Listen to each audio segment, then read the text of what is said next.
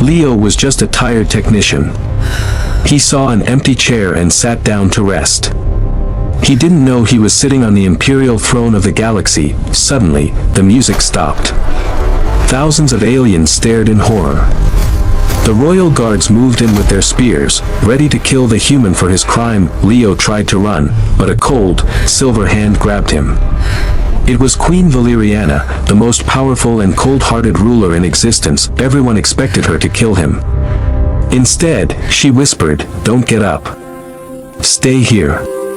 And in that moment, the entire galaxy changed forever. The Great Galactic Summit was the most important event in the entire universe. It was held in a massive hall that was so big, the ceiling was hidden by clouds. Thousands of different alien species gathered there from every corner of space. Some aliens were 10 feet tall with thick scales, while others were small, glowing creatures.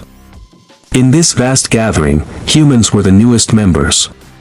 To the rest of the galaxy, humans were weak, small, and unimportant. They were treated like servants or pests who were only good for cleaning floors or fixing broken machines. No one respected them, and no one cared if they lived or died. Leo was a simple human technician. He was not a hero or a soldier. He was just a man with a job. He had been working for 20 hours straight, fixing the massive engines of a starship. His clothes were covered in oil and grease, his face was messy, and his legs felt like lead. He was hungry and so tired that he could barely keep his eyes open. While looking for a place to rest, he accidentally walked into the main summit hall. He saw thousands of seats, but they were all filled with scary-looking aliens. He just wanted 5 minutes of peace before going back to work. At the very front of the hall, on a high platform, Leo saw a beautiful, glowing white chair. It looked like it was carved from a single giant diamond. It was the most comfortable-looking chair Leo had ever seen, and strangely, it was empty. There were no signs or guards around it. Leo didn't think twice. He walked up the stairs, sat down on the soft, glowing cushion, and let out a long sigh of relief. He leaned his head back and closed his eyes. For a moment, he felt like he was floating on a cloud. He didn't realize that he had just committed the greatest crime in galactic history. Suddenly, the loud music in the hall stopped. The thousands of voices talking in different alien languages went dead silent. The silence was so heavy that Leo could hear his own heartbeat. He slowly opened his eyes and realized that every single creature in the hall, monsters, warriors, and kings, was staring at him. Their eyes were wide with total shock and horror. Leo felt a cold shiver run down his back. He looked around and realized that no one else was sitting anywhere near this platform. He was alone, sitting in a place where no human belonged. Before Leo could move, the sound of heavy metal footsteps thundered across the floor. 4 royal guards ran toward him. These were not normal soldiers. They were 7 feet tall, covered in black armor that looked like obsidian, and they held glowing energy spears. They looked like they were built for one thing, killing. The guards pointed their sharp spears directly at Leo's throat. Leo's heart was racing so fast he felt like he might faint. He finally realized his mistake. He was sitting in the imperial throne of Queen Valeriana, the most powerful and cold-hearted ruler in the galaxy. Leo started to shake uncontrollably. His face turned pale, and sweat poured down his forehead. He knew that for an alien to touch this throne meant death, but for a weak human to sit on it, it was an insult to the entire empire. He tried to stand up quickly to apologize and run away, hoping they might show mercy. But just as he moved, a cold, soft hand grabbed his wrist. The grip was strong and firm. A shadow fell over him, and the entire hall gasped in unison. Queen Valeriana had arrived, and she was standing right behind him. The royal guards froze. They waited for the queen to give the signal to execute the human. Leo looked up and saw the queen. She had silver skin, eyes like frozen stars, and a crown that seemed to glow with power. She was the woman who had destroyed entire planets with a single word. Leo tried to speak, to beg for his life, but his voice was gone. He was sure this was the last thing he would ever see. He closed his eyes, waiting for the energy spear to pierce his heart. Instead, something impossible happened. The queen did not pull him off the throne. She did not call the guards. Instead, she leaned down and whispered in a soft, calm voice that echoed through the silent hall, "Don't get up. Stay here." Then, to the shock of the entire galaxy, the queen sat down on the wide throne right next to Leo. She did not let go of his hand. The screen fades to black as the image of a messy, tired human sitting next to the most powerful being in the universe is broadcast to every planet in the galaxy. The silence in the great hall lasted for what felt like an eternity. Every camera drone in the room was zoomed in on Leo's face. Billions of creatures across the galaxy were watching their screens in total disbelief. A human, a creature that usually cleaned the pipes and fixed the wires, was sitting on the diamond throne. Not only was he sitting there, but the Queen of Stars was holding his hand as if he were a king. The royal guards stood like statues, their energy spears still glowing, but they didn't know what to do. Their queen had given an order, and her word was law. Even if that word made no sense to them, Leo could feel the queen's skin against his. It was cold, like smooth marble, but as she held his hand, he felt a strange tingling sensation moving up his arm. Queen Valeriana's species was known as the Thelders. They did not speak with words very often, they used their minds. They could feel the emotions, the heartbeats, and the very souls of those around them. For hundreds of years, the queen had lived in a world of cold logic. The other alien leaders around her were always thinking about war, money, or power. Their emotions felt like sharp needles of greed and hate. But Leo was different. As the queen sat next to him, she closed her eyes for a second. In her mind, Leo felt like a warm fire on a snowy night. He wasn't thinking about power. He wasn't planning to betray her. His mind was filled with simple, honest thoughts. He was worried about his unfinished work, he was thinking about the smell of rain on Earth, and he was terrified of hurting her feelings. This warmth was something the queen had never felt in her long, lonely life. To her, this human was the most interesting thing in the universe. She didn't see a servant, she saw a light in the middle of a very dark room. However, the peace did not last long. A loud, booming voice crashed through the silence. Ambassador Krell, a massive alien with 4 arms and skin like rusted iron, stepped forward. He was the leader of the War Legion, a race that hated everyone. He slammed his heavy fist onto a table, making the glasses shatter. "This is an insult!" Krell roared, his eyes glowing with rage. "The Diamond Throne is for the strongest race in the galaxy. You allow this biological trash to sit where gods should sit? If a human can sit there, then the throne has no value. Move him, or we will move him for you," the crowd began to murmur. Other alien ambassadors started to nod their heads. They were jealous and angry. They had spent millions of years trying to get the queen's attention, and here was a tired technician in a dirty jumpsuit doing nothing and winning her favor. The tension in the room was so thick it felt like it might explode. Leo felt the anger of the thousands of aliens pressing down on him. He tried to pull his hand away, wanting to just run and hide in the shadows where he felt safe. He didn't want to be the reason for a galactic war, but Queen Valeriana did not let go. Her grip became even tighter. She slowly turned her head toward Ambassador Krell. Her eyes, which were usually a soft silver, suddenly turned a deep, burning violet. The temperature in the room dropped by 20 degrees. "Ambassador Krell," she said, her voice sounding like breaking glass, "you speak of strength, but you are a coward. You fear this human because he has something you will never understand. He sits here because I chose him. And if you take one more step toward this throne, I will turn your home planet into a cloud of dust before you can blink." The ambassador froze. He knew the queen wasn't joking. He growled and sat back down, but his eyes stayed fixed on Leo. He leaned over to one of his soldiers and whispered a secret command. From the high balcony of the hall, a small, dark shape began to move. It was a cloaked assassin, a creature that could become invisible. The hissing sound was the warning of a deadly strike. A tiny, black needle flew through the air, aimed directly at the queen's neck.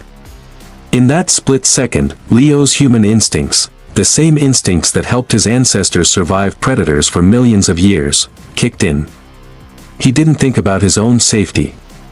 He didn't think about the fact that he was just a technician. He lunged across the throne, his body moving like a coiled spring. He slammed into the queen, pushing her off the chair just as the needle hit the diamond backrest. The hall erupted in a roar of confusion and anger. To the aliens, it looked like Leo had just attacked the queen. But the danger was far worse than they realized. The needle didn't just carry poison, it was a void spike. As soon as it hit the throne, it exploded into a thick, purple mist. This mist was a specialized chemical weapon designed to shut down the brains of the elder species. Queen Valeriana, who was usually so strong and cold, suddenly gasped for air. Her silver skin turned gray, and her powerful eyes lost their glow. The void gas had cut off her telepathic powers, leaving her weak, dizzy, and unable to stand. She was no longer a goddess, she was a vulnerable target. At that exact moment, the massive lights in the ceiling flickered and died. A heavy, terrifying darkness swallowed the entire summit hall. In the dark, the hall became a place of nightmares. You could hear the clicking of alien mandibles and the heavy breathing of hidden monsters. The queen is powerless. Kill her now, a voice roared through the shadows. It was the voice of a traitor. Suddenly, dozens of red glowing eyes appeared in the darkness. These were the elite assassins of the rebel faction, equipped with night vision gear. The queen's royal guards were confused and blind, fighting shadows and hitting each other in the chaos. The rebels were moving fast, their energy blades humming as they climbed the stairs toward the throne. Leo was on the floor, his heart hammering against his ribs so hard it hurt. He could feel the queen shaking next to him. She was grabbing his arm, her fingers digging into his skin. Without her powers, she was terrified. Leo realized that he was the only thing standing between the most powerful woman in the galaxy and a dozen killers. He reached into his tool belt. He didn't have a laser rifle or a plasma sword. He only had his industrial high-intensity flashlight and a heavy, steel magnetic wrench. He felt a cold wave of fear, but he grit his teeth. He wasn't going to let her die. Stay behind me, Leo whispered, though he wasn't sure if she could hear him. He clicked his flashlight on for a split second, the bright beam cutting through the purple mist like a sword. He saw 3 armored assassins just a few feet away. They were tall, insect-like creatures with 4 arms and sharp blades. Leo didn't wait for them to attack. He threw his heavy steel wrench with all his strength. It hit the lead assassin in the face with a loud crack, sending the creature tumbling down the stairs. The other 2 hissed in rage and lunged at him. Leo was a technician, and he knew how this platform was built. He saw the emergency power cables under the throne. While the assassins moved in, Leo ripped open the maintenance panel with his bare hands, skinning his knuckles until they bled. He grabbed 2 high-voltage wires and waited until the assassins were stepping on the metal floor of the platform. "Eat this," he screamed. He shoved the live wires against the metal floor. A massive surge of blue electricity exploded outward, lighting up the room like a lightning strike. The assassins were thrown back, their bodies smoking from the shock. But more rebels were coming. One large warrior jumped over the electrified floor and swung a glowing blade. Leo moved to block the hit, and the blade sliced deep into his shoulder. Leo screamed in pain as bright red human blood splashed onto the white throne. The sight of red blood, something many aliens had never seen, shocked the attacker for a second. Even with a broken shoulder and a bleeding wound, Leo didn't run. He grabbed the assassin's throat and pulled him toward the edge of the platform, using his weight to throw both of them off. Leo hit the hard floor below with a sickening thud. He felt his vision fading, and the world began to spin. He looked up one last time and saw the queen staring down at him from the platform. Her eyes were wide with a mix of horror and something else, a deep, burning respect. She had seen thousands of soldiers fight for her, but she had never seen anyone sacrifice their own flesh and blood like this. The rebels were retreating, terrified by the insane Bravery. The first thing Leo felt when he woke up was warmth. It wasn't the harsh, cold air of the engine room or the biting chill of the summit hall. He was lying on a bed that felt like it was made of silk and clouds. His shoulder was wrapped in a strange, glowing blue bandage that made the pain disappear. As his eyes slowly opened, he realized he wasn't in a prison or a dark lab. He was in the Royal Medical Wing, a place where only the most important leaders in the galaxy were allowed. Outside the giant glass window, he could see thousands of stars, but they didn't look scary anymore. They looked like they were waiting for him. Leo tried to sit up, but a gentle hand touched his chest, telling him to stay down. He turned his head and saw Queen Valeriana. She wasn't wearing her crown, and her silver skin seemed to glow with a softer light. For the first time, she looked human. "You have been asleep for 3 days, Leo," she said softly. Her voice wasn't like breaking glass anymore, it was like a quiet song. Leo looked at his hands and then at her. "Am I in trouble?" he whispered, his voice shaky. "I spilled blood on your throne. I touched you." "I'm just a technician," the queen shook her head, and a small, rare smile appeared on her face.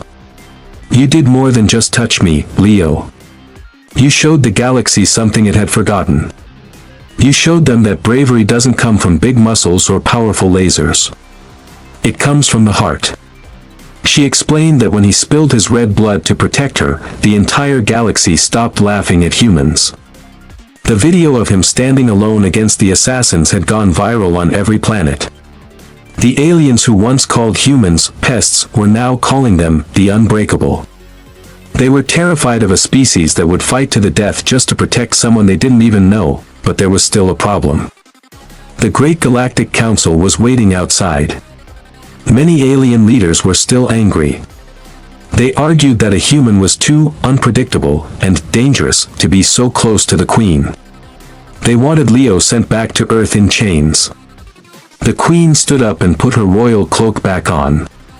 She looked at Leo and held out her hand. "The galaxy is at a crossroads," she said. "They are afraid of the warmth you bring.